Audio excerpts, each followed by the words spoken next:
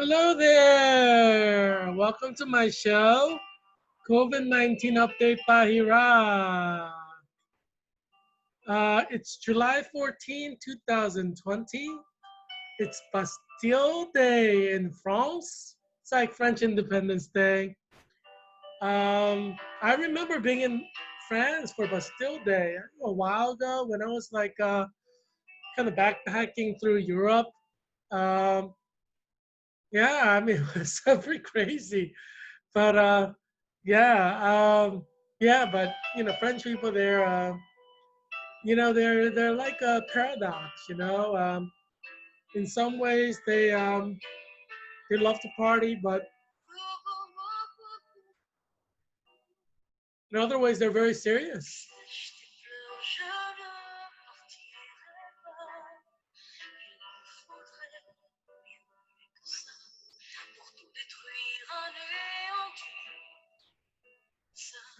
French music to set the tune, the mood.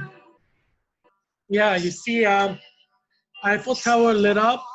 Uh, it's something. Eiffel Tower at nighttime. Très belle. It's beautiful. Yeah. Well, it's tragic. 884 people died in 24 hours in America. We're around 1,000 per day.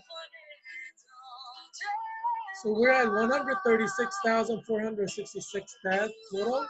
That's a lot. You remember, like 3 weeks ago, they predicted that we'll hit 185,000 in August. But we're like 2 months ahead of schedule. But as you know, Heerak Christian Kim, independent candidate for U.S. Congress in Virginia's 8th district. I've always said that we're going to have 1 million deaths before end of August, and I think we'll hit that target. We have like 7 weeks to go. Yeah, 3 states have like 10,000 or more. Texas, California, Florida, Georgia is having over 3,000 to 4,000.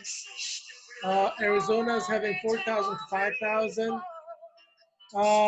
Virginia is like 1,000. North Carolina, South Carolina, like over 2,000. Yeah, I mean, we're headed there. And obviously, these cases are going to end up in death. Yeah, yeah. French song is beautiful, isn't it? So is Brigitte Bardot. She's like the Marilyn Monroe of France. Or Marilyn Monroe is like the Brigitte Bardot of America. Yeah, Brigitte Bardot is beautiful. Yeah. And you older folks out there, you know what I mean, because you grew up with those Brigitte Bardot movies, right? Yeah. Um, yeah, I have some scenes from France. Um, yeah, that's Notre Dame Church right next to the Grand Reaper. Yeah, things have changed. 1 year ago today, France, they had the yellow vest protest. You see that in 2019, Bastille Day?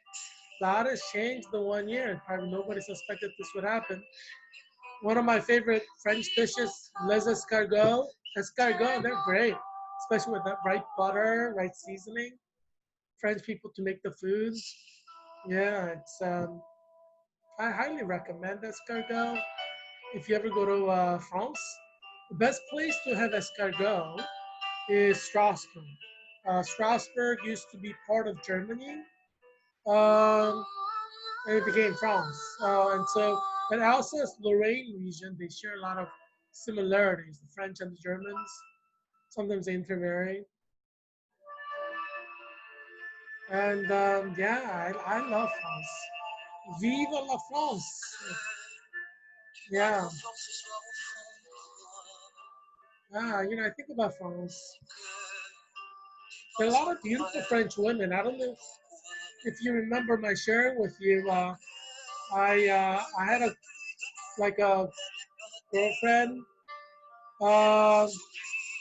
friend who became kind of like a girlfriend uh, in Israel. She's a French Jew, Liat.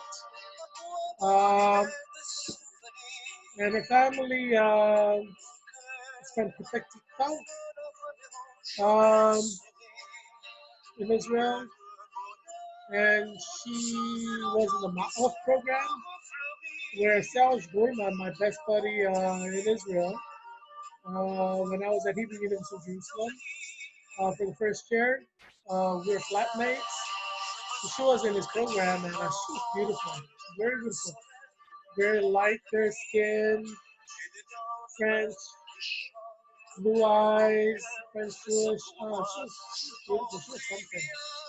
So obviously, I started spending more time with her.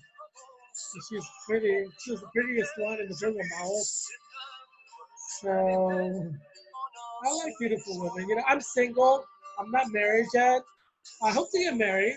Hopefully God will send me a good Christian woman to marry, start a good Christian family with. But I'm not married. I've never been married. I don't have any kids. So yeah, but yeah, I'm always looking. I mean, if you like Bridget Verdun, please email me through my website. uh, yeah, if you love the Lord and you agree with, if you want to politically affiliate with me, my political positions. I'm very big on First Amendment. I believe that you have the right to express yourself. I believe that black nationalists have the right to associate with black nationalists. White nationalists have the right to associate with white nationalists. Hispanic nationalists have the right to associate with Hispanic nationalists. In your own free time, do what you want. As long as it doesn't violate God's law, and as long as it doesn't, it doesn't hurt anybody, Yeah, do what you want. I mean, this is a free country. Um, yeah, so if you're French nationally, more power to you. I mean, there's so much great about France. Why would you want to be a French nationalist? So I have a top five in the world, and I'm worried. I'm worried for several reasons. I'm worried because Latin American countries are climbing up there. You know that after Peru, number five place, you know that you have Chile and Mexico right after that? I mean, soon we'll have like United States, Brazil, Peru, and then Mexico and Chile. I mean, Latin America is like becoming the death continent of COVID death continent in the world. Isn't that sad?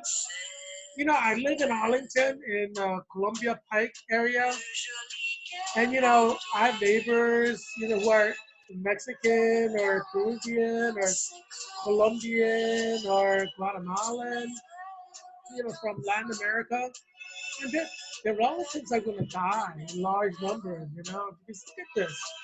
All these cases are increasing in Latin America. They're going to end up in death. I feel so bad for them. At least, we could say, honestly, we're commiserating with them because we're number one. So, Americans are going to die. So we can honestly say we're in this together. Americans are going to die. Hispanic, Latinos in Central America and South America are going to die. We are in this together. We're going to be dying together. United States, Brazil, Mexico, Chile, Peru. Yeah, there's going to be death all over. It's sad, but hey, misery one's company, right?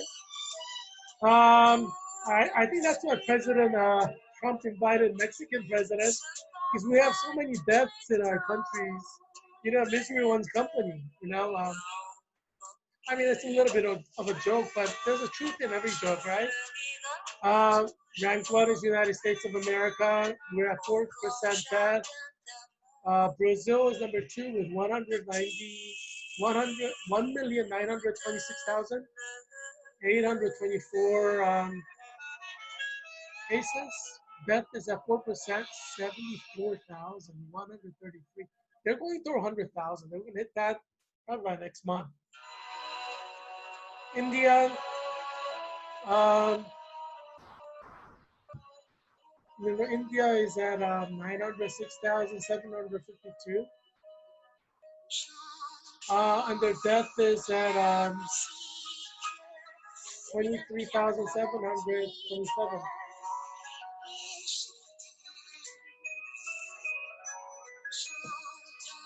I feel bad for India. 1 billion citizens. I could see like 1 million people dying easy in India. Because we've only been in this for 5 months, people. Do you think we've been in this long? No. It's only the beginning, 5 months. I saw the, I participated in the question and answer session today with Dr. Fauci.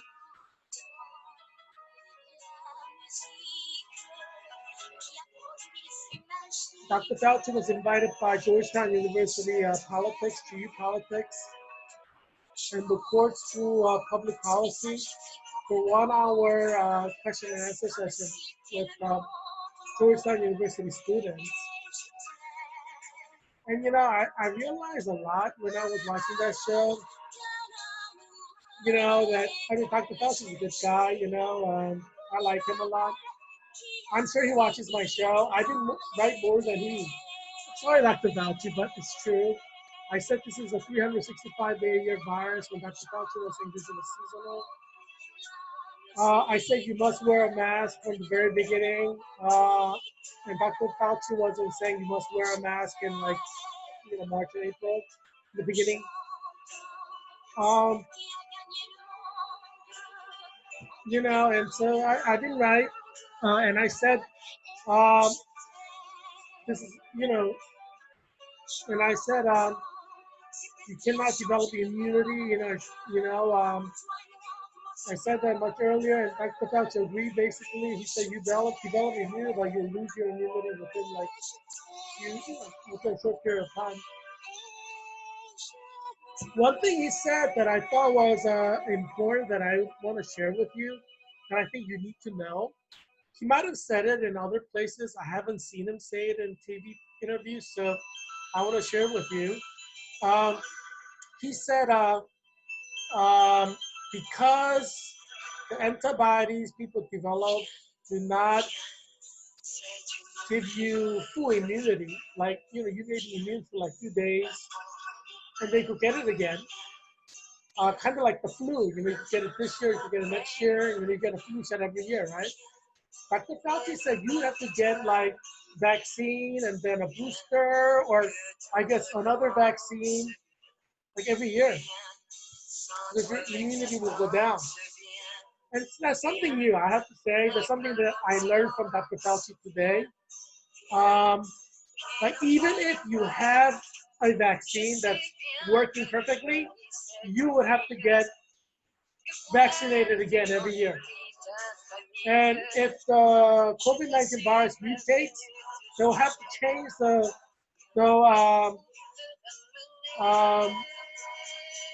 vaccine to accommodate the mutations. I don't think the scientists are talking that far, but that's basically what it means, right? We know COVID-19 is mutating. Dr. Fauci seemed to imply that this could last a long time.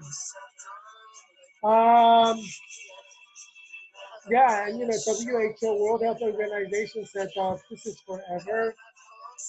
And Dr. Fauci said he's worked with the WHO, World Health Organization, for like 30 years. So he seems to know it quite well. So I mean, that's the disturbing information that I got today, that you should know that even if we develop a vaccine, you'd have to get vaccinated again and again and again. And this could last a long time. The World Health Organization said this could last forever. They may be right.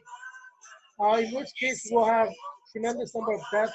But more importantly, you will have to wear a mask for the rest of your life, basically. If it lasts for like the rest of your life. We don't know. Nobody really knows. So that's a serious problem, obviously. Yeah. Another thing that Dr. Fauci mentioned that I think you should know, and he said this before, but he kind of emphasized it a little bit more today on the Zoom session with Georgetown University students. And as you know, I'm doing my master's in clinical nurse leader at Georgetown University, a 2-year intensive master's level nursing program. And I took my clinical nurse leader national certification exam. I was the first one among my 25 core members to pass. That was yesterday on Monday. Uh, Congratulations to me. Yay, I passed. I passed the national certification exam. Yes, I'm hoping like everyone else in my program will pass, all 24 who's left who will be taking it. So I was kind of giving them advice today during my virtual clinical that, that it was hard and that they need to study for it. Because we're not in classes physically. So I think it's easier for them for all of us to lose touch with reality. So I don't think Dr. Dilma Yearwood, who's the interim director of CNL program, CNL 2020, I don't think she should be surprised if like a few people fail the CNL certification exam because it's hard. It's not easy. And as I said, COVID-19 closed down the Georgetown campus. So, it's like people don't know when the night is, when the day is. Like Emily was saying, was kind of sharing with us in group text. Like, like sometimes she's like, she stays up all night and she doesn't even know that it's day or night. And then she looks outside, there's a sun outside. So, and, several other core members were sharing on the, group chat that they lost sense of time. Like they don't know when the day is, when the night is, because it's like a kind of a stay-at-home kind of reality. Um, yeah, so you know, uh, you know, kind of. I mean, that's the way to survive, right? Um, but what that means is because we're not physically at Georgetown campus as a cohort, 25 of us every day, because if there weren't COVID, we would have been at Georgetown every day, basically in summer, or like 4 days a week in classes or doing clinicals or whatever.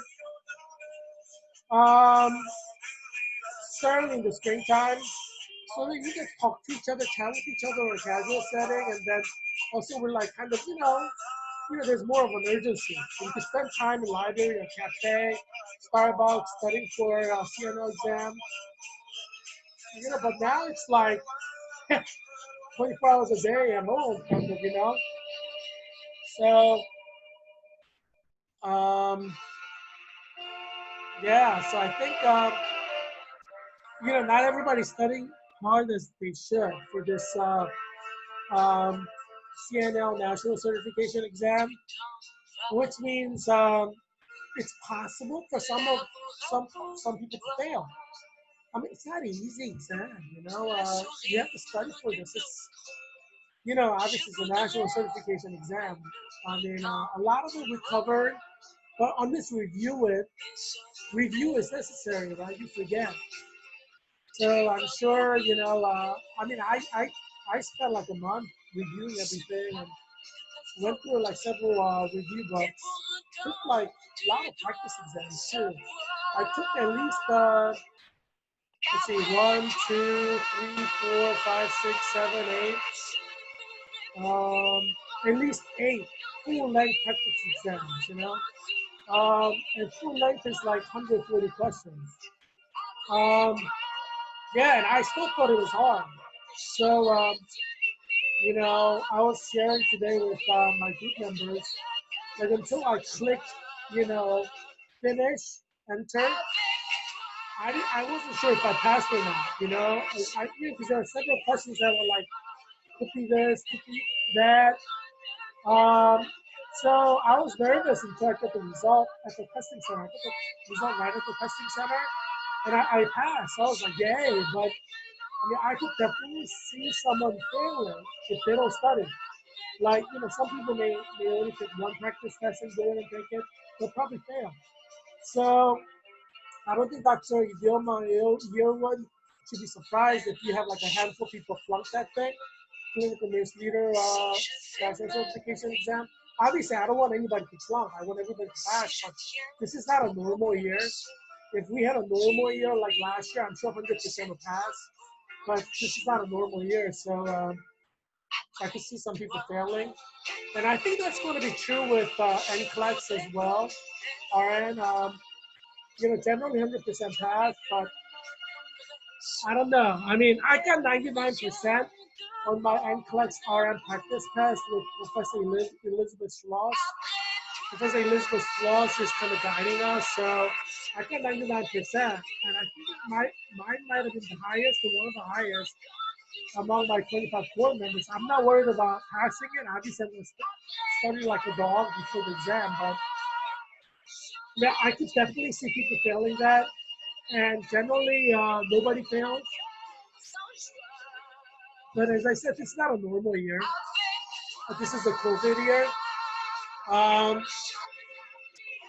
mean, I'm sure Professor Sloss is like keeping track of everybody, but I don't know what the lowest score was in the like NCLEX RM predictor exam. But I don't think Professor Dilma here would be surprised if like 10 people fail, like 5 or more.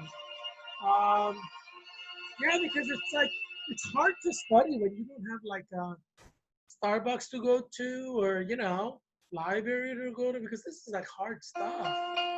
Like you're taking practice tests at home, you're preparing at home, and some people have like boyfriends or girlfriends or parents or children.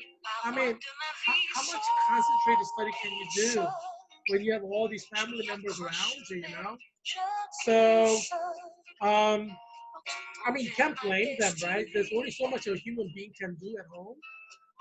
Like you need a library. That's why university have a library. If you can't study at a library or you cannot study at like Starbucks, then you probably can't pass. What can you do? And California is closing down, and there are several people from California, like Ying Fu's husband from California. Ying Fu was trying to go back to California. We have several other people from California. Emily's from California, Emily Morris. Yeah, so Melinda Lay's from California. So like, how are they going to take their NCLEX exam? I think they closed down all the test centers as of today or yesterday. So there's going to be no place to take the NCLEX there. They may be taking it here in Virginia, but I mean, can you imagine if the test center is closed down and you can't take it for like 6 months? That would be terrible. I mean, you could have like 10 people flunking NCLEX on, because you went through a very intensive NCLEX RM preparatory program. 6 months later, you've forgotten everything. Not everything, but you might have forgotten a lot. Because this is a very specialized exam, very difficult exam you have to prepare for. I have 10 people flunked out. Hopefully Georgetown University doesn't lose accreditation, I mean, I don't know how the undergraduates did. They probably took NCLEX. I don't know if 100% of them passed, or if like 5 of them failed. I don't know. I mean, Professor Idioma Yearwood probably knows because she's the chairwoman of professional nursing practice department. So she probably knows exactly what's going on. She's not telling us anything. But undergraduates graduated in May. So they graduated in May with Bachelor's of Science in Nursing, but just like the CNLs, clinical nurse leaders, the master's students, 25 of us, there's 26 people in Bachelor's of Science in Nursing. They, all of the Georgetown University campus shut down in March. So they didn't have like last 3 months, which are very crucial months, setting the tone for graduation and beyond. So they didn't really get that push that they needed to go toward the NCLEX RN exam. They're like undergraduates, 26 of them. They're like 22, except for one, Alex. He's like a mature student, so he's like, like 30, I think, something. Like he married an undergraduate. Oh, did he marry an undergraduate? Yeah, he married an undergraduate, I think. And then they have a child together. I think his wife is like they got married when his wife was like a sophomore, junior, but they have a child together. I think I'm not exactly sure. I haven't met his wife. I saw the picture of his baby, but he's like a mature student. But besides him, everyone else is like 22 years old. Um, and they're mature and everything, but it's a little bit different. Like graduate students are more independent, and I'm worried that there'll be like 5 or more who may fail the NCLEX RN from our program. Even though everybody's mature, everybody did their bachelor's, they know what life is like, they both work somewhere, Not everybody works full time everywhere, but some people came straight from college. Um, yeah, with undergraduates, I mean, I could easily see like 5 or 10 out of 26 failing the NCLEX RN. I mean, I guess Professor Dilma Youngwood probably knows how many people passed. I'm hoping everybody passed, obviously. I want all of them to pass. But in a given situation like this, I guess you could have like 10 failing, 10 out of 26. Because, they all seem emotionally mature, but some of them may be a little bit more affected by COVID-19 than others, in which case they might not have been able to concentrate and study. They can't study in the library, they can't study in Starbucks. They're probably at home, and they may have little brother or brother sister bothering them. So yeah, I think easily 10 people could flunk out of 26. I mean, Professor Idioma Yearwood probably knows. So I guess like they graduate in May, so some of them probably took NCLEX already, like in June, and others are going to take it in July and August. So by end of August, you'll probably see how many passed and how many failed, I would imagine, because most people would probably take it within 3 months. If you wait too long, you probably flunk, Like, you know, so that's probably a worry too for people.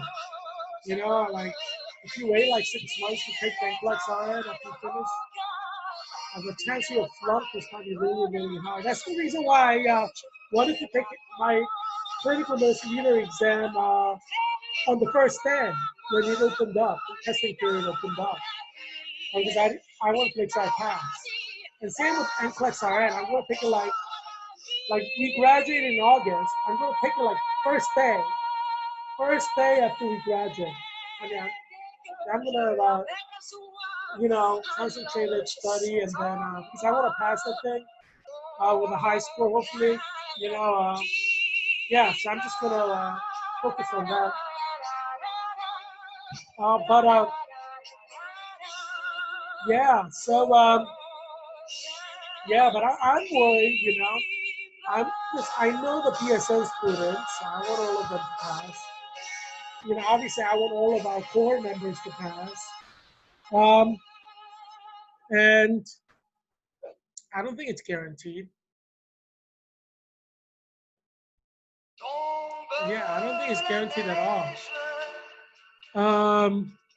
Yeah, I mean, I would be worried if I were Professor Idioma Yearwood as chairwoman of the Department of Practical Nursing. I mean, geez, can you imagine if like 30% of the BSNs fail NCLEX RN, like 30% of CNLs flunk NCLEX RN? Under normal circumstances, we may go on probation, in terms of accreditation, But I don't know. I guess because it's NCLEX RN, I mean, because it's COVID era, you would imagine that's happening with every nursing school. Probably every nursing school graduates from 2020, they'll probably have like schools that generate 100% pass, probably like 30% fail. Anywhere from, 10 to 50% fail, I would imagine. Because, I mean, you don't have a library to study at. you cannot go to a learning center for intensive review, right? Because if this wasn't like COVID-19 era, you could go to Kaplan's, sit in on review classes, take practice exams on the Kaplan Learning Center, and they prepare you to pass this exam. But you can't go to Kaplan because everything is closed. So how are you going to pass? I talked to the cohort members from Clinical Nurse Leader 2019, and almost everybody I talked to did Kaplan.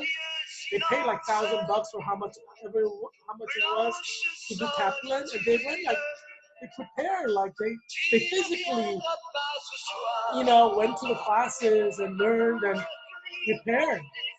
No one flunked in the CNL 2019, but obviously none of us can go to Kaplan Center and, practice under test conditions and stuff like that, So yeah, definitely I think people can fail. So I'm sure Professor Sloss is kind of worried about that too.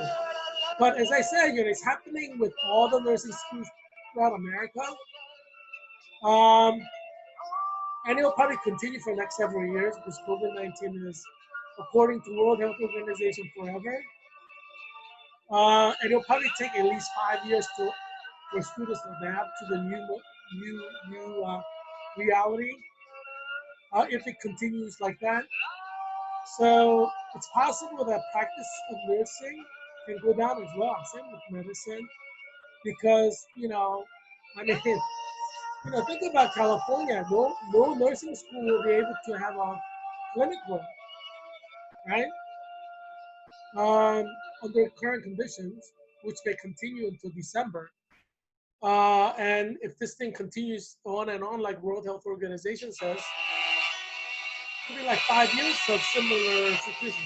Rise and fall, rise and fall, rise and fall of COVID-19. I'm estimating that 30 million Americans would die from COVID-19 in the United States alone by year 2022, because I am predicting that this is not only a 365 days a year virus, this is more like HIV virus and hepatitis C virus, in which case you're not going to develop a vaccine that works for like decades. And everybody wants to develop a vaccine for hepatitis C. Everybody wants to develop a vaccine for HIV.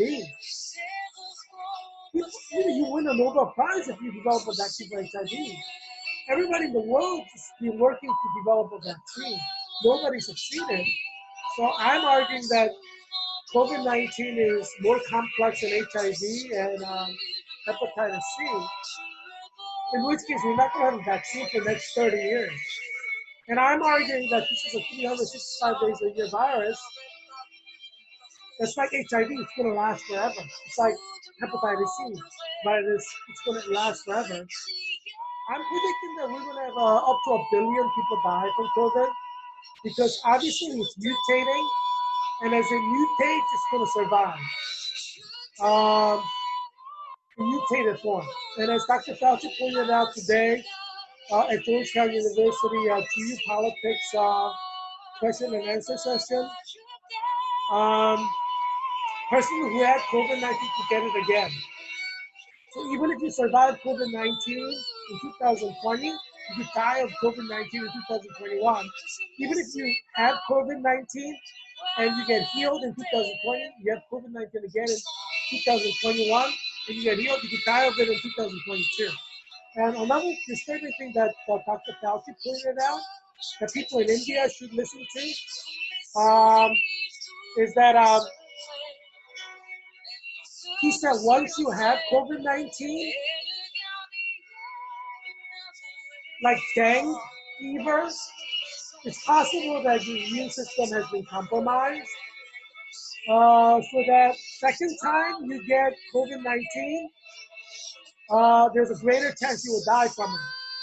I don't know too much about dengue fever, but Dr. Fauci was saying there's dengue fever and several other conditions where you could get it, and your body, the virus is in your body.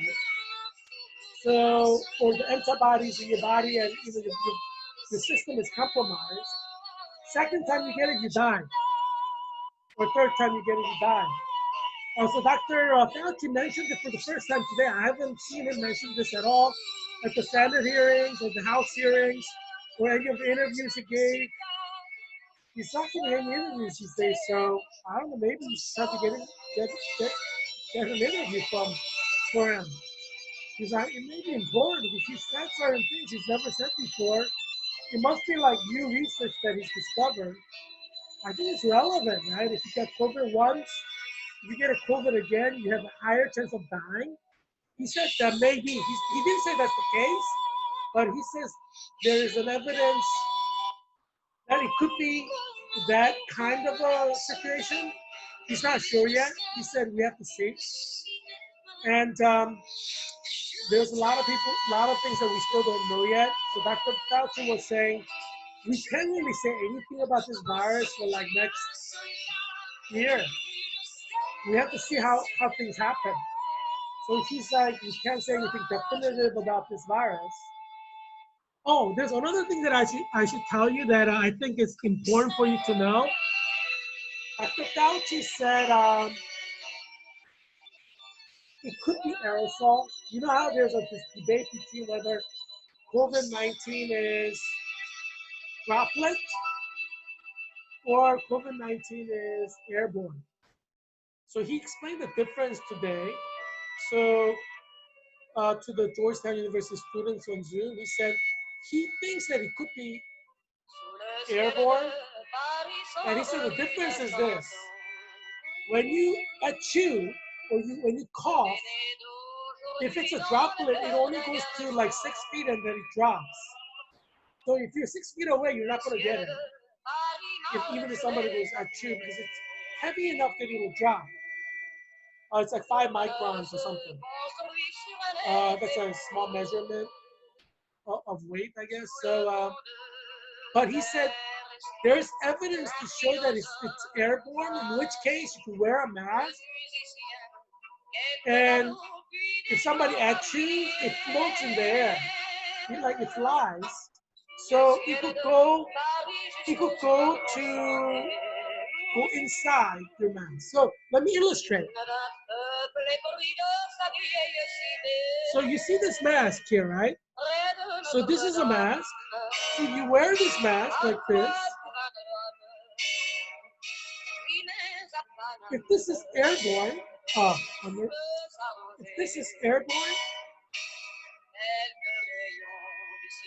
so if this is airborne,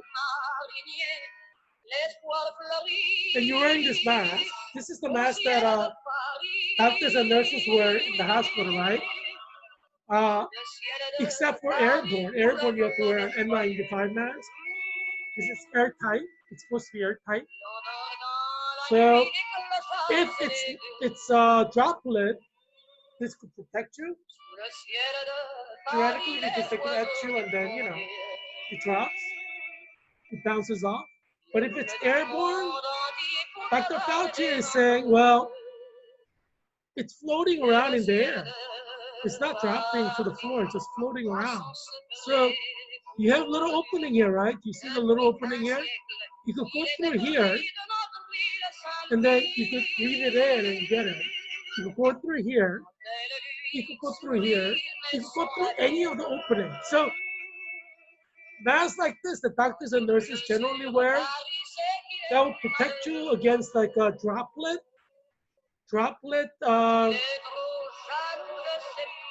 This will not protect you at all. I mean, not at all. I mean, it can protect you because you could, you could go in through here, but it can still protect you, it's higher chance of protecting you. But Dr. Fauci is like, you can go inside because it's airborne. So that's a good, and he emphasized that, which seems to indicate he has more information on it. And I think CNN or CBS News should try to get an interview because he says some new stuff today that I've never heard him say in any news programs I watched. I think you need to hear, American citizens, 330 million people. So, yeah, I mean, you, I think you need this information, you know?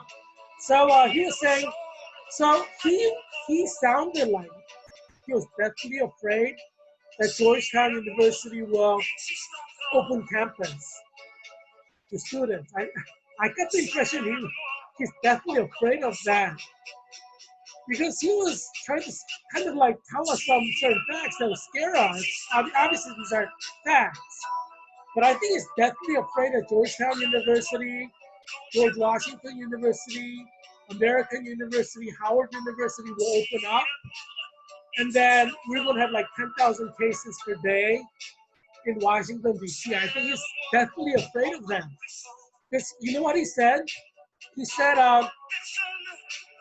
this was an interesting. He said the reason that people of color are having more cases than white people. Well, he didn't say white people, but you know that's implied. Is that people of color work in jobs that have a lot of contact with people, like driving buses or or riding buses.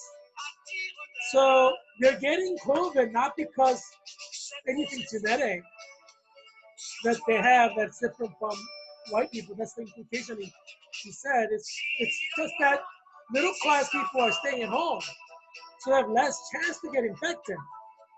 Right? But he emphasized that point, which means like once schools open up, all these students could get infected. And another point that he made that kind of showed he's definitely afraid that Georgetown University, George Washington University, Howard University, American University will open campus, is he said young people don't care. They're just going to hang out because their argument is, even if I get COVID, I'm young, so I'm not going to die. And so they're going to keep hanging out.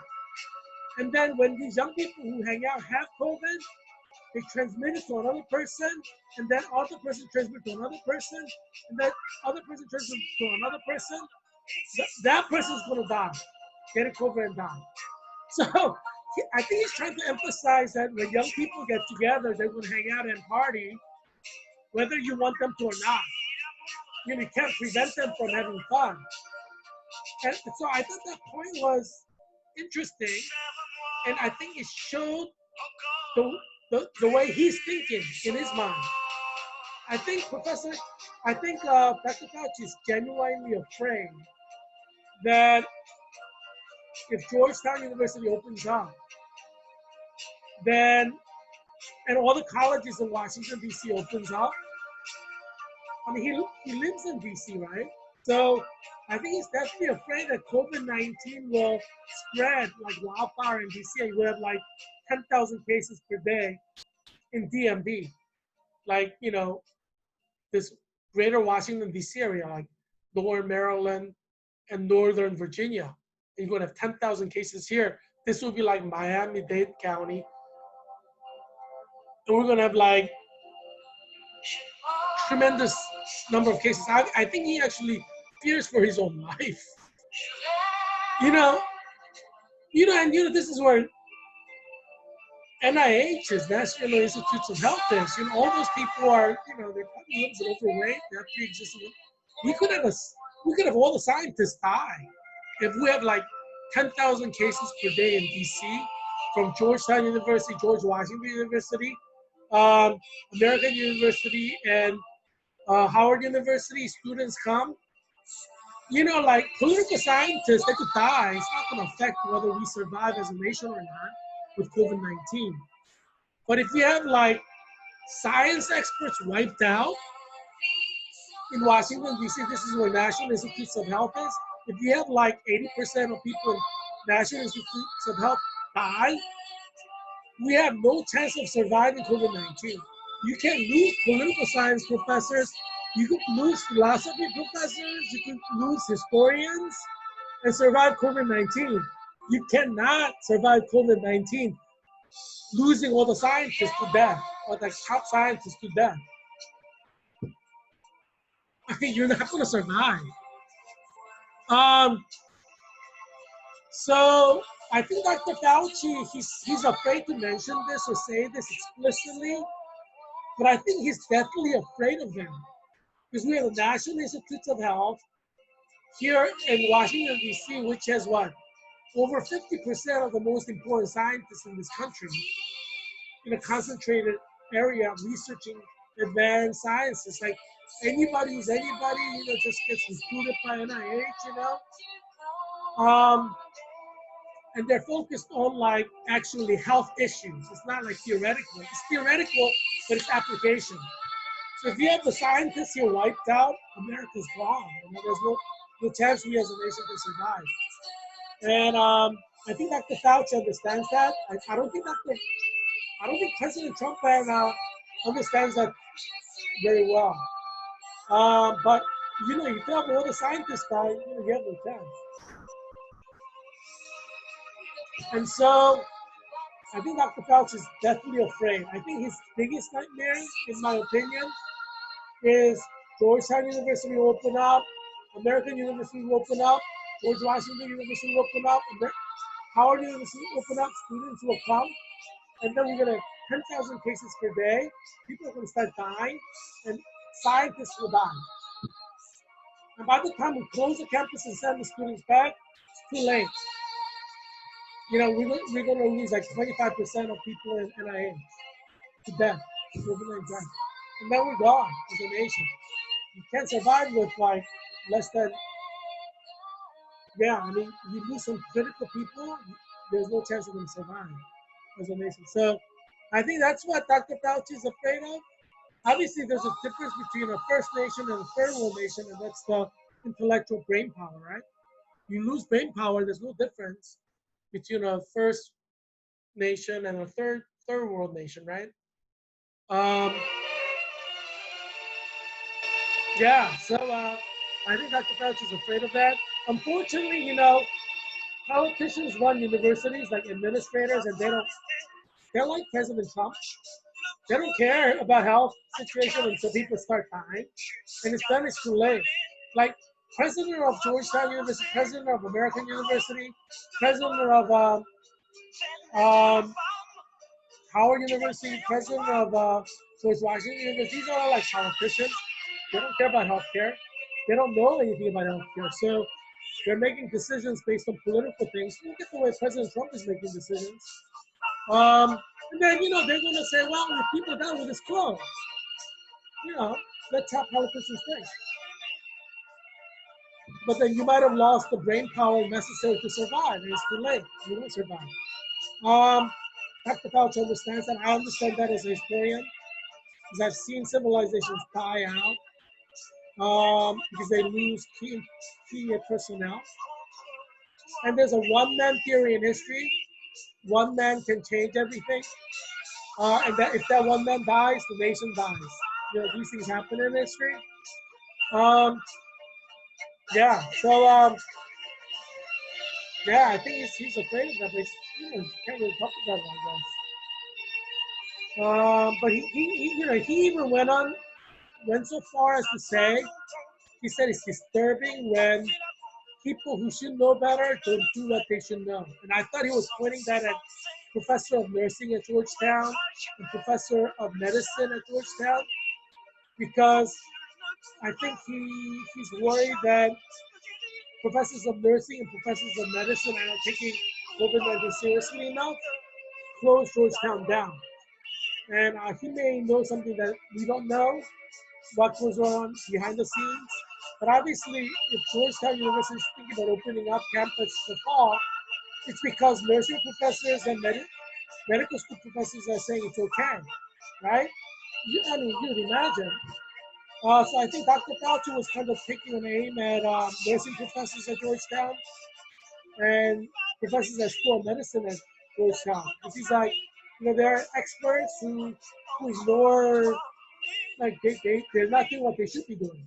And I felt like he was finger pointing at Georgetown nursing professors and medical professors, because Georgetown is planning to open up in August. And maybe professors of nursing, professors of at medical school gave green light to to administrators to open the campus. I mean, I don't know. I mean, I don't know everything that goes on behind the scenes, you know. Um, yeah, I mean, hopefully nursing professors and medical school professors didn't like compromise healthcare of a nation to open up a campus, a college, and hopefully not. But I mean, yeah, people have different motives for doing what they're doing. Obviously, I created this show COVID-19 update by Heerak to save your life and your children's life. So my priority is your life. I'm like, close down the campus is to save even one life. But I'm predicting, like, if we open up Georgetown University, we're gonna have hundreds of people die, like students, professors, and like staff, people who work in dining room services. They're gonna die. I'm like, why would you want to do that? Even one life is important, but I'm predicting like hundreds will die at Georgetown if you open up in the fall. So I'm sure Dr. Fauci would agree with me. Um, but obviously, Georgetown is opening up because, healthcare experts at Georgetown University are not being ethical enough to tell Georgetown University administration, president, provost, not to open, right? Or vice president. And that's why it's opening, right? So I felt like Dr. Fauci was pointing fingers at nursing professors and medical school professors. Just, the fact that the school opens means that these professors were not ethical in telling the school to shut down, right? I mean, I don't know. I'm just speculating here. But since I am a leader, national leader, as well as leader in this area, I feel like I need to raise this question. This is an ethical question when people's lives are involved. And this ethical question involves your life if you're in Virginia's 8th District, Arlington, Alexandria Falls, and Fairfax County. Because we have 10,000 people getting COVID-19 in this area due to colleges opening, and you can die because of that. So it has direct impact on you, direct impact on your children's life, direct impact on your family, direct impact on your family, future, and direct impact in this area. I mean, there are capitals that have been destroyed. So don't think like Washington, D.C. is not going to be destroyed just because it's the capital city of America. There's no law in science that says, oh, COVID-19 virus will avoid Washington, D.C. This is the capital city of America. I mean, this virus doesn't follow American laws. So, my recommendation stays the same. Georgetown University must close for fall semester. Everything must be online. Anything less would be unethical. That's what I'm saying. And I've been right. If Georgetown University opens in fall, like it starts in August. I mean, if Georgetown University opens, it's going to start opening in July. If it opens, hundreds of people will die. And the blood will, the blood of all these deaths will be on the head of all the Georgetown University people, especially healthcare experts who recommended opening, like nursing professors and professors in the nursing schools. They're guilty of this blood. They're guilty because if they told them not to open, they would not have opened, right? Because they're the healthcare experts. So I see like nursing professors who say open the campus, or medical school professors who are opening it just as guilty as President Trump. Like they're all President Trumps, like nursing professors, medical school professors who say open Georgetown in August. They're like all little Trumps. Yeah, they're all like Trump. I mean, they have no right to condemn President Trump because they're all President Trump, wanting to risk everybody's life to open the campus. I mean, I like President Trump, but I think he should listen to Dr. Fauci at this point. It's just not safe to open. It's not safe for Georgetown to bring all these students from Florida and California and Texas to kill people in Virginia's 8th District. So I stand firmly against it. And I encourage you to email President at Georgetown University, George Washington University, American University, Howard University to close the campus down.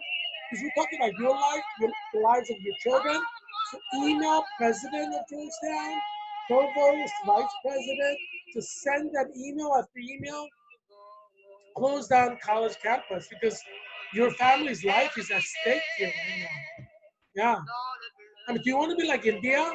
India had like less than 1,000 cases like several weeks ago. And now look at India, 23,727 cases, and it's probably going to go over 1 million. I mean, that could be this area. The colleges open up.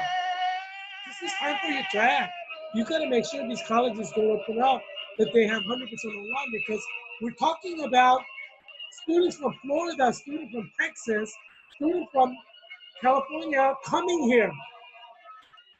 Students from Georgia, students from Arizona, these COVID hotspots coming here.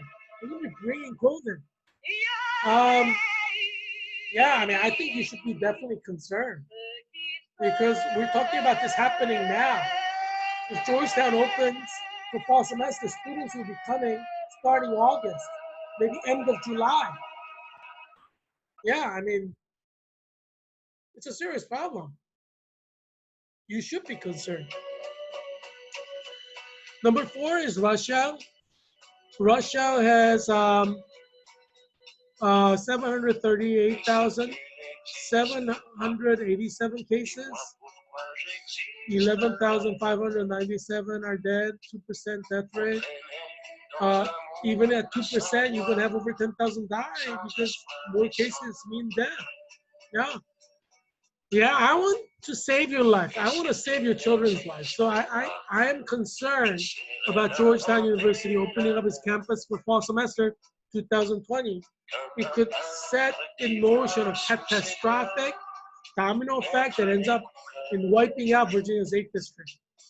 I mean, geez, I want to be U.S. congressman, but I mean, I don't want any of you to die.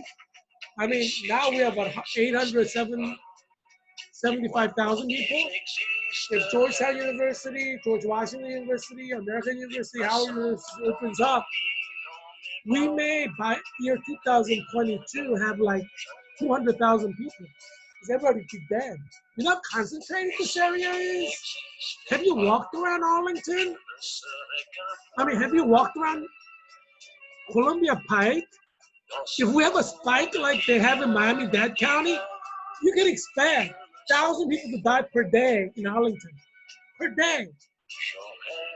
Because it's not spread out at all in Arlington. It's not.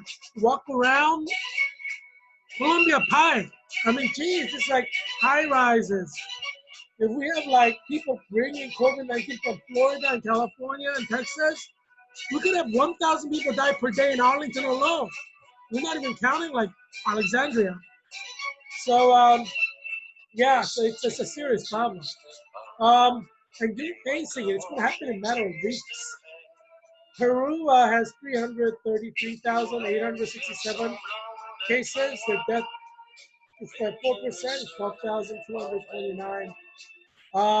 Yeah, so they have half the cases of Russia, but their death rate is 4%, so they have some more death. Yeah, I mean, it's we have 4% then. Yeah, as I said, I expect 1 million people to die in America by end of August. Yeah, I just don't want like half of Virginia's 8th district to die before August. Yeah, so President Trump, you know, obviously I voted for President Trump in 2016. And as long as he opposes LGBTQ plus, like following the Bible in Romans chapter 1, as you know, I'm a Christian. Georgetown University is a Christian university. So it opposes gay marriage and abortion as a matter of Christian faith. So that's the official position of Georgetown as a Catholic university. So as long as, you know, President Trump supports Christian position, which is also the Hindu position, for example, Muslim position, Buddhist position, they're all against gay marriage, you know, the religious texts. I want President Trump to win in 2020. Yeah, and so President Trump has a high chance of winning in 2020 if he embraces white privilege. Because, as I said, there's only 10% of America's black. So even if 10% of Americans who are black voted for Biden, President Trump can still win. Um, all he needs is majority of the white vote to win. That's how he won in 2016. I mean, how many black people voted for President Trump in 2016? How many Hispanics, how many Asians? But he got enough white votes, he won. So that's how you win. And white culture is the majority, right? It's the dominant culture. Like Elsa, Frozen, or Snow White. These are heroes of today. Like the Frozen 2 came out. Snow White's been a hero of children's literature for a long time. They're white. I mean, the name is Snow White. Not Snow White. Snow is white. White is white. Yeah. And during President Trump's rallies, his Confederate flags all the time. President Trump is politically a genius to embrace Confederate flag because, as I said, you don't need a single black vote. You don't need a single white vote. I mean, you don't need a single black vote. You don't need a single Korean vote. You don't need a single Hispanic vote. You don't need a single Asian vote. You don't need a single Native American vote to win the presidency. Even Senate races, you don't need a single black vote, Hispanic vote, or Asian vote. Even in Virginia's 8th district, where I am, there are 875,000 people in Virginia's 8th district. That's Arlington, Alexandria, Falls Church, and Fairfax County. Over 60% of the people in Virginia's 8th district is white. Did you know that? Yeah, over 60% are white. And so all you need is like 40% of the total vote to win, maybe even 30% to win. So all you need is like 275,000 votes to win. And you don't need a single black vote. You don't need a single Hispanic vote. You don't need a single Asian vote to win this area. Yeah. You probably might know that. Yeah. After white Americans, Hispanic Americans are the most, but not all Hispanic Americans have citizenship. So even if 100% of the Hispanic Americans voted for one candidate, doesn't mean anything. Blacks are much lower than Hispanics, and Asians are lower than Hispanics. So even if you get 100% of the black vote, 100% of the Asian vote, 100% of the Hispanic vote, you don't even come close to winning Virginia's 8th district. Did you know that? Yeah. And we're talking about Northern Virginia here. There are over 100 nationalities represented in Arlington County. And it's like this. This is like America. This is like America everywhere. All you need is the white vote to win.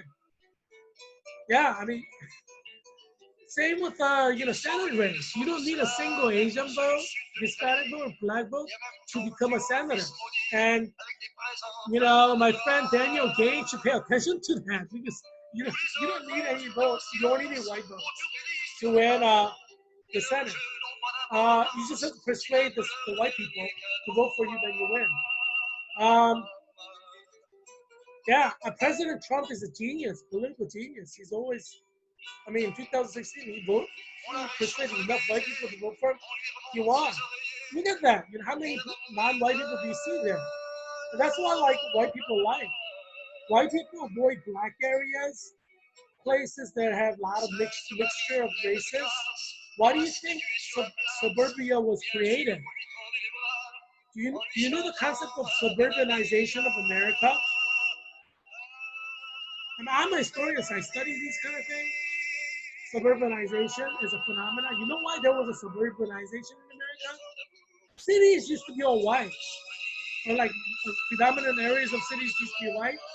But because there are a lot of immigrants who are people of color coming in, like me, Asian, um, Hispanics and blacks, white people start fleeing to the suburbs because they don't want to be in an area where there's like, people of color. Um, so the whole phenomena of American suburb is that white people don't want to be living with like black people. That's the whole reason why suburbs were created. Think about that.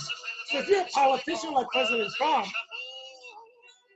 of course you're going to appeal to white nationalists because every suburb in all 50 states, the primary reason why they were created is because white people don't want to live with black people. Did you know that? There are Hispanics who live in white neighborhoods because they don't want to live with black people. There are Asians, Chinese, Koreans, Vietnamese who have moved out of cities to get away from black people. Did you know that? Not every Asian's like me. I go to HBCU, historically black colleges and universities, because I like black people. So I did my teacher training at Virginia Union University, which is all black. I was like the only non-black student in many of my classes. Oh, there's some classes that were like non-black people, but So in Virginia State University, I'm a cohort 13 of PhD or doctorate program in administration there. And I'm the only non-black cohort member. Rest of the cohort 13 members are black. All my professors are black. Well, there is one white professor. Yeah, there is one white professor, but other than her, everybody's black. It's HBCU, Historically Black College and University, Virginia State University, which is in Petersburg. So, yeah. Yeah, but President Trump is a genius because he understands this. The white people, they go to suburbs because they don't want to live with black people. I mean, I think it's better to face the truth than not, you know? People are who they are, and, yeah, President Trump got a lot of suburban votes. How do you think he won? All the cities voted for Hillary. All the cities voted for Hillary, but all these white suburbs voted for President Trump. So the more he tries to mix his crowd with Asians, blacks, and Hispanics, the less chance he's going to have to win. Because white people are trying to avoid that kind of setting. That's why they're going to the suburb, just to be with white people. Right? So if you keep bringing in you're not going to get the votes of white people who like being with white people. You know what I'm saying? I mean, that's why President Trump won, because he made everything white in 2016 when Hillary was wanting a rainbow coalition. So the rainbow coalition in the cities voted for Hillary, but all the white people voted a lot of the white people in the suburb voted for Trump because they moved to the suburb to get away from black people or people of color. Yeah. I mean, I grew up in Philadelphia, in a neighborhood that's all black, I shared with you. Yeah, I mean, and I live in a neighborhood that's all, Hispanic, Arabic, we have Ethiopians, that area, zip code 2204 in Arlington, yeah, but I know a lot of people who moved out of this area to go to the white areas. I've talked to them, they told me that they moved further south, inland towards Stratford to get away from that. Yeah, so I mean, obviously, if you want to win Senate in Virginia, you're going to try to appeal to that group, Yeah, I mean, so I understand what kind of a genius that President Trump is, and that's why he's embraced the Confederate flag to get the white votes. All you need is the white votes to win. I mean, I have my Confederate flag behind me too because I want the white vote in Virginia. And I'll get more of it with Confederate flag than not. No, but I mean, I'm here to win it. So I want white people to vote for me. You're not going to get white votes by rejecting the Confederate flag, you know? I mean, geez, even whites who don't fly the Confederate flag, I mean, like Yankee Doodle Yankees in Pennsylvania, they will vote for you if you support Confederate flag than if you don't. You know how many people in Ohio love the Confederate flag and they've never been to the South? And they fought for the North in the Civil War. They love the Confederate flag. Some of the greatest white nationalists are in Ohio. What do you think that is? I mean, I'm Asian. I could never be a white nationalist. By definition, I'm Asian. But yeah, I think that flying my Confederate flag here will help me win Virginia's 8th district. Otherwise, I wouldn't fly it. I'm not an idiot. I'm not flying this Confederate flag right here behind me because I think I'm going to lose votes. I'm flying it because I think I'm going to win votes through it. That's the same reason why President Trump refuses to reject Confederate flag because he wants the white vote. Majority of the white people like the Confederate flag. I mean, they like white privilege. I want the white votes in Virginia's 8th district. That's why I'm flying that's why I'm flying my Confederate flag. Because I am 100% sure I can win flying the Confederate flag more than if I reject the Confederate flag. Have you heard Don Beyer criticize Confederate flag? I mean, have you heard Virginia Governor Northam,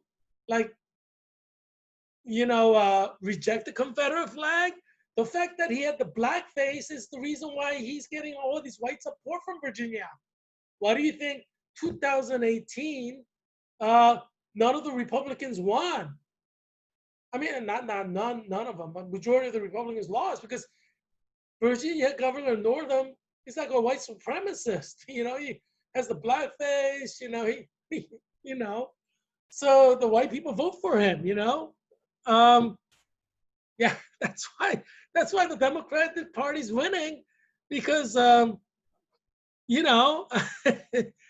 mean, sorry to say, a lot of the Republicans in Virginia are stupid. They said we're the party of Lincoln. I mean, how are you going to win the capital of Confederacy saying things like that? You're not going to win. That's why the Republican Party is losing in Virginia. You keep saying you're party of Lincoln. Virginians hate Lincoln. I mean, how idiotic do you have to be? Like, if you embrace Lincoln, you're not going to win in Virginia. This is the center of Confederacy, for God's sake. That's why I fly the Confederate flag. I personally like Robert E. Lee and Stonewall Jackson more than Lincoln and Ulysses Grant. I think Robert E. Lee was far superior of a general to Ulysses Grant. I mean, from a pure strategic military perspective, and I think most West Pointers would agree with me. I mean, he was the commander-in-chief of the United States forces. He won a major war in Texas, right? I mean, he has a proven track record of victory after victory. And he would have won the Civil War after the Battle of Bull Run, had he rushed Washington, D.C., executed Lincoln, burned the city down. He would have won the Civil War, but he loved United States of America, so he didn't do it. He was weak. Love makes you weak. And that's why the Confederacy lost, because Robert E. Lee loved United States, loved Washington, D.C. Yeah, but obviously I believe I'm going to win Virginia's 8th district. Yeah, and I believe that flying Confederate flag will help me win Virginia's 8th district. That's why I fly it. Also, I support first freedom of speech.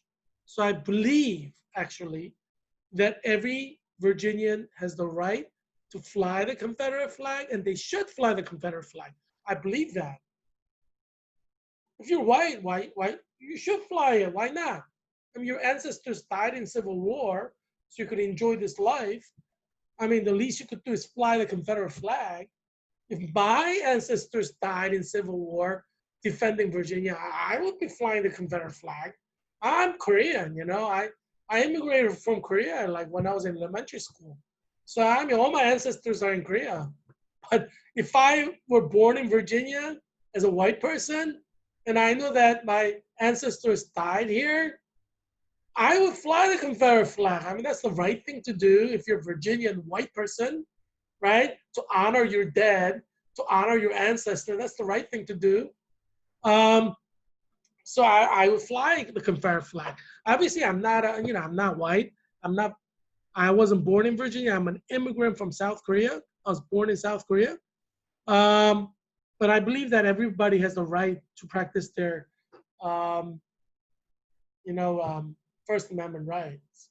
And you're never going to get rid of white supremacy, just like you're never going to get rid of black supremacy or Hispanic supremacy or Asian supremacy. You know, you're going to have beautiful women always embracing Confederate culture. You're going to have beautiful women embracing white nationalism, white privilege. That's never going to go away. I'm a historian. I studied like thousands of recorded history since the beginning of time when recorded history began. And I assure you, you're never, ever going to get rid of Confederate culture. You're never, ever going to get rid of white supremacy. You're never, ever going to get rid of black supremacy. Like Black Panthers, that's like black supremacy. You're never going to get rid of these movements. They've always existed since the beginning of time. They will always exist until the end of time. People who try to destroy this, you're not going to succeed. People have tried it. Alexander the Great tried to destroy racism. He failed. Different leaders in the Roman Empire, Julius Caesar, Caesar Augustus, they all tried to destroy racism. They all failed. Yeah, you're not going to succeed. I mean, it's been tried. Everything that you're trying has been tried again and again and again and again in history. Everybody failed. And history also shows this one important thing that you should remember. People who try to destroy racism generally end up dead or disenfranchised. Like they lose their power. They lose their legitimacy. So that's why in Virginia, when the Republicans start saying we're the party of Lincoln, they get voted out of office. I expect in 2020, everybody who's embracing Lincoln will lose. Like if Daniel Gade embraces Lincoln, he will lose. Like he will lose by a landslide. Because this is Virginia. Nobody likes Lincoln. The easiest way to lose an election in Virginia is to embrace Lincoln. You're not going to win.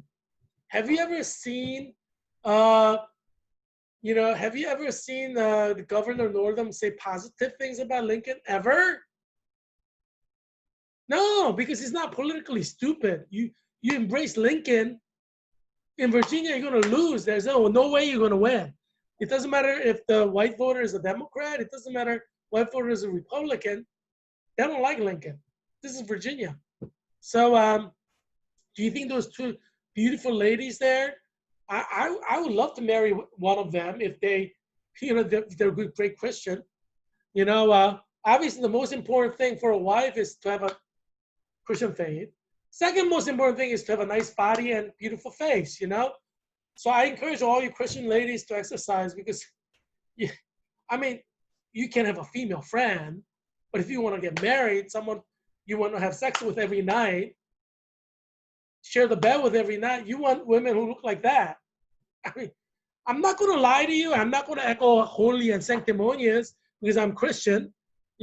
Every Christian male is thinking the same thing that I'm saying. I'm just telling you the truth.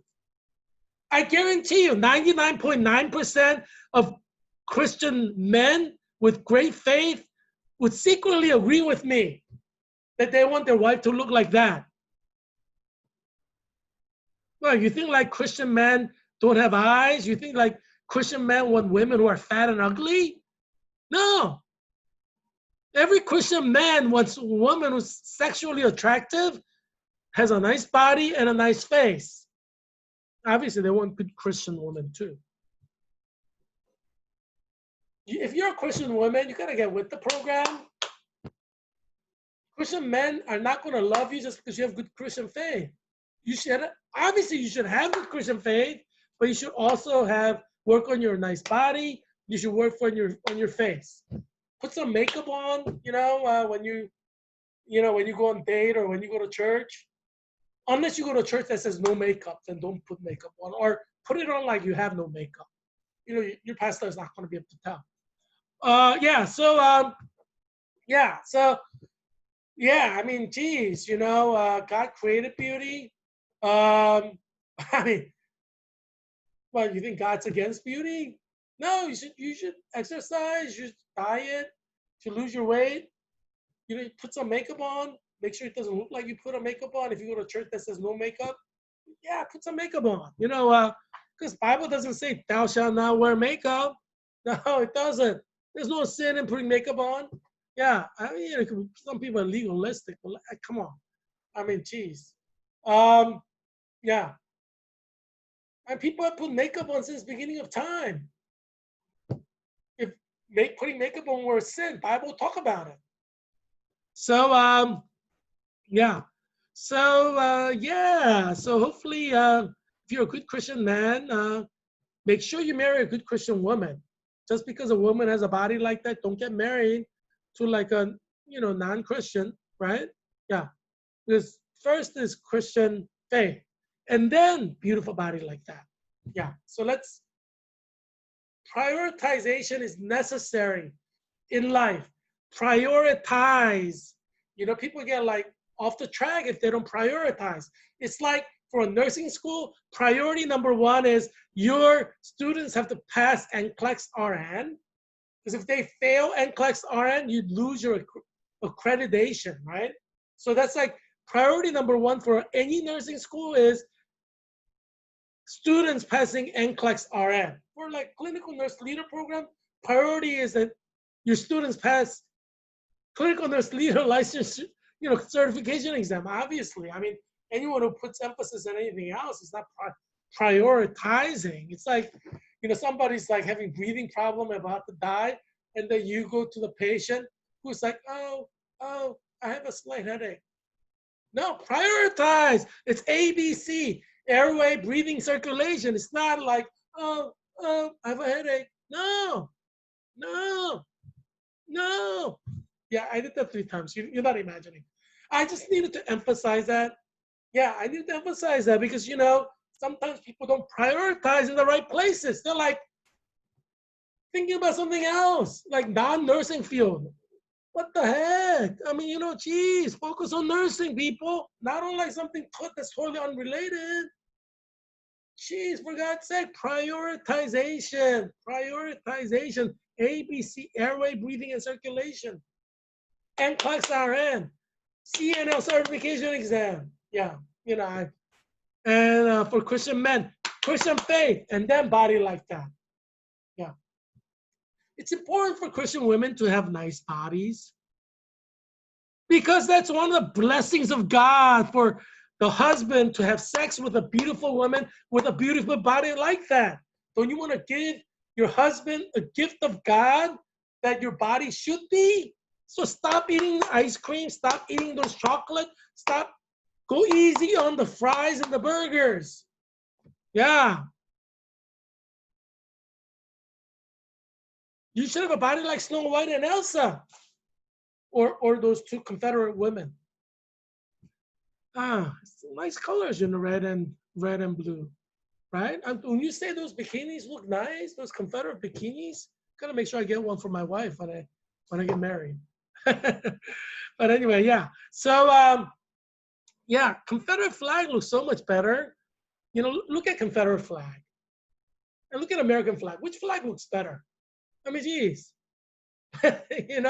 There's greater symmetry with Confederate flag. It just looks better. Yeah, I'm gonna sit in the center right here, but I love the American flag. But in terms of it's like your wife, right? You love your wife even though she doesn't look like that. Because you have to. You can't get divorced. Bible's against divorce. See, Jesus saying you cannot get divorced protects the women. Because even if you don't look like that, your husband cannot divorce you. Yeah, you beat him, got a ring on his finger. He's not your slave. You know, he can't divorce you because you get married. You know, that's like forever. No divorce. Jesus said no divorce. See, he protects the women. Because if you don't have a body like that, you know how many men would leave their wife for a woman who has a body like that in a heartbeat? If I weren't a Christian and I were married and my wife doesn't look like that, I would leave her in a second. Leave her in a second. Doesn't matter if I have like 5 children. I'll leave her in a second if I weren't a Christian man. Because I could always pay alimony, but I could have sex with women who look like that. And if they get fat, I'll just divorce them and marry someone else. If I weren't a Christian, that's what I would do. It's a logical thing to do. I mean, why would you want to live the rest of your life with a fat woman who's ugly? Doesn't make sense to me. Who may be like nagging at you? Only reason you have to do that is because Jesus said you can't get divorced. Yeah. I mean, it's idiotic to be married to a fat, ugly woman. So I understand why there are 60% divorce, because it is the right thing to do if you're not a Christian and going to eternal damnation, to divorce your wife once she doesn't look attractive. I mean, why would you want to stay married to your woman who's fat and ugly if you don't believe in Jesus and you don't have to follow Jesus's law, right? I would divorce my wife without thinking. Yeah, if I weren't a Christian, and you know, if I met a woman who has that kind of body, I wouldn't think twice, not even twice. So yes, it makes sense. 60% of the divorce happen because, like, you know, your wife's going to get fat, right? So the reason I'm pointing this out is Christianity is good for America. Christianity is good for families. If it weren't for Christianity, 100% of the guys would divorce their wives. Okay, not 100%. There may be exceptions. 99%. Yeah. Yeah. So anywho, thanks for stopping by. I'm happy to share with you all these updates, important insights on COVID-19 today. You know, that 1 hour question and answer session with Dr. Fauci was so enlightening. Dr. Fauci is a wise guy. Hoping he could get back on TV, so you know we can watch him on interviews and like face the nation and meet the press and stuff like that. But anyway, yeah, yeah. So thanks for stopping by. I will come at you tomorrow with more helpful information on COVID-19, and don't forget to vote for me in Virginia's 8th district on November 3rd, 2020. I embrace your right to practice your First Amendment. And I am a friend of Southern culture, of Confederate culture. So you don't have to feel threatened by me like you would feel threatened by, you know, somebody who hates Confederate culture. So vote for me. You know, I will embrace you and your children and your Confederate culture, you know? Yeah. I mean, I embrace all cultures. I'm a multicultural person. So, but I will not reject your culture. I won't say, 99 culture is good, but your culture is bad. I'm not going to do that. I'm not going to single you white people out in Virginia and reject your culture. I'm just not going to do that because that goes against spirit of multiculturalism. You have the right to be what you want. All 100 nations, hey, you all have the right to think that your culture is supreme, superior. You know, hey, more power to you. I think it's healthy for your psyche if you think your culture is the best culture in the world. You know, if everybody thought they were the best, we wouldn't have mental problems, right? It's because people think like they're inadequate or that they are not good enough that you have all these mental problems developing. If everybody thought they were good enough, we wouldn't have like 80% of the mental problems we have, right? Yeah. So liberal progressivism creates mental problems, in my opinion, because they tell you you're not good enough. You're not good enough. You shouldn't be proud of your culture. That's how you create problems mentally. Yeah, yeah. More on that some other time. Right now, you know, I guess I should bid you goodbye. As much as I like you, no, you have more of me tomorrow, so don't worry. Yeah. So, so I hope that you'll be well, and that your family will be well too. And I will look forward to seeing you tomorrow. Bye.